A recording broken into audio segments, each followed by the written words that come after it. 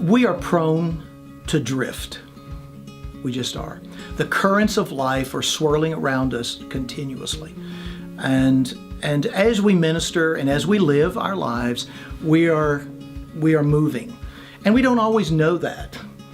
We're bouncing into ideas constantly. And I think it's great if it's an annual conference like this one or another biannual conference that you can go to regularly that seeks to connect you with great ideas, scriptural ideas, theological ideas, ideas that are gospel-centered in a historical context.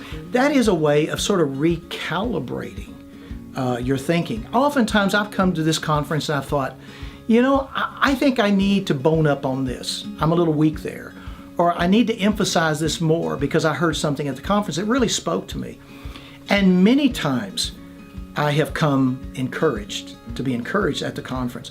I think if people will look at a conference like this to say, hey, I want to be informed, I want to be inspired, I want to be educated, but I want to be helped and be encouraged to be faithful to the gospel. I think they'll get that out of a conference like this.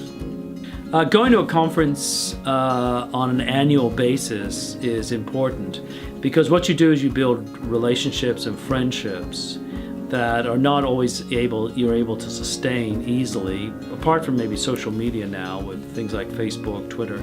But there is something about the face-to-face presence of a believer that is very, very important. It can be captured to some degree by social media, written correspondence, but there's just that physical presence of other believers that is so important to us as Christians. And faithfully coming to a conference like the Founders Conference year after year builds tremendous relationships. We've often noticed how young pastors and older pastors sometimes link up. You'll find an older pastor who's gone through church problems and a younger pastor who's being beaten up on, and he needs this guy. And it's like they find each other like a magnet and metal, and you see them the rest of the conference. Just they go to eat together, they talk together, they sit together, and they become friends. I think the thing that came foremost to my mind was worship, because this is a conference geared toward pastors, and there are pastors who are ministering, they are laboring in churches where they are trying to do the work of ministry to bring this church along, and they are probably in some instances experiencing anemic times of worship.